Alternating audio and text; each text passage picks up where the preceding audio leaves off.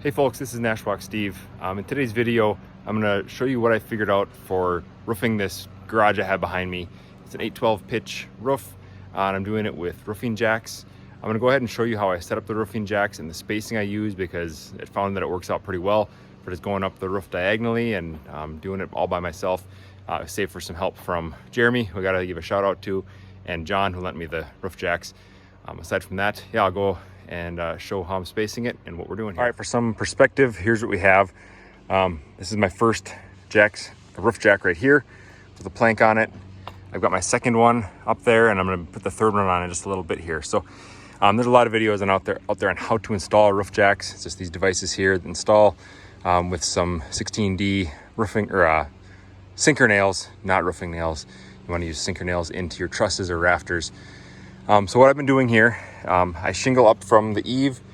Looks like 1, 2, 3, 4, 5, 6 courses, and then I'm putting the roofing jack in after that. Following that, I'm going up 8 courses and putting in the next one. So I count a course as being, the exposure above the roof jack. So that'd be 1, 2, I go up 8, and then just the way the shingles lay out, they go up 6 inches over 6 inches.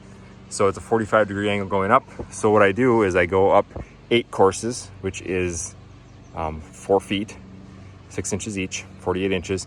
And then I can go over 4 feet with my next roof jack, because that's where my next truss is. They're 24 inches on center. That's what I'm doing. It's a bit of a reach going from standing on here, because you don't want to stand on the overhang. This is just because I have an extra long board. Only standing here and reaching up over there is a bit of a stretch, but it's able to be done. So I'm doing that, 45 degrees up. If you kind of look here, it matches the angle that we're going up with the roof there too. So I'm not biting off more than I can chew. I'm just doing an 8-foot spacing on the roof jacks, and I'm doing basically just 3 shingles wide, 8 courses each time, and that's enough for me to handle on my own. It seems to be a manageable amount for doing this. And the roof jacks are quick to go up, quick to take down, and you just have 2 of them.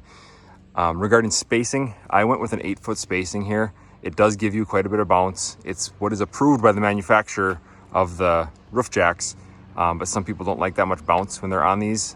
So you go down to 6 feet if that's more comfortable for you. So that's what I have going on here. We'll go ahead and I'll show you how I get the next one installed. Okay, I'm up here on the second roof jack. When you come up, you want to have a few things with you so you don't have to go back down. 1, the roofing jack you're going to use, or the number that you'll need for that next course, a scrap piece of shingle, 2 16D sinker nails, and a hammer to drive them in. So I know that the roof jack that I'm on, looking down here, I want to go 4 feet over from that, so I can kind of sight in up here where 4 feet is, and then measure over. It's gonna be somewhere in there. You can tap on the plywood underneath to try to find it. If you have someone underneath that can see your trusses, they can kind of sight you in too. I'm gonna just kind of sound it out by tapping my hammer, get close that way, and see where we end up. If you have to put one in there and you miss, then just find out which way to go and do the next one. Okay, I went with the first nail in there, as you can see, and it got like an inch in, and then it pounded really easily through, so I know that I missed the truss. So I'm gonna go ahead and kind of try to sound out. I don't know if the sound is gonna come through very well on here to see which way I missed it by, but I think I'm too far to the right. So I tap here.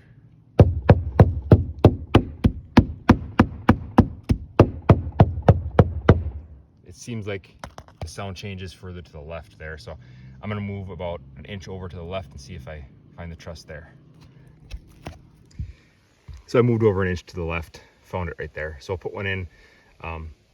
All 3 of those notches there is what's recommended. Some people do top and bottom only, or just top 2. I'd say at least 2 out of the 3, but do what you feel comfortable with. Go ahead and drive that in. And then as far as spacing goes, I make sure that my lowest nail is going to be hidden by the shingle. So you see I'm about an inch and a half above there.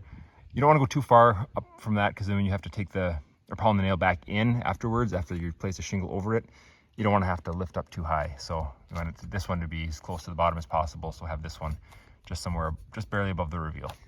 Once I got those in, the last part I do is take that scrap shingle, place it underneath here so it doesn't rub on your actual shingles.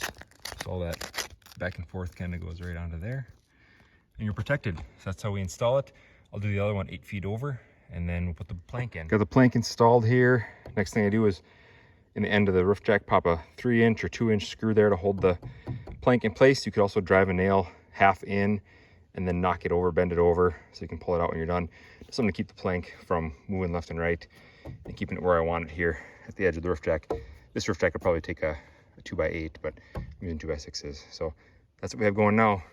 Okay, let's talk about roof jacks and more action, more shingling. So what I do once I have this in place is from the roof jack below, from that plank, I actually lay a course in right here, up, and that's the one that covers the nails of your roof jacks. Just 'cause it's easier to do it from below than it is to be working right at your toes.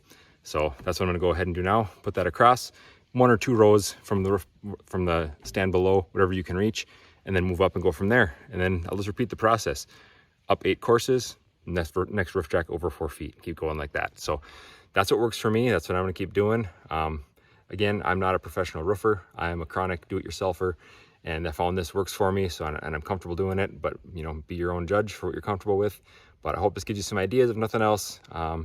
That's about it for this video. I hope you learned something, and I hope you have good luck on your next project. Thanks.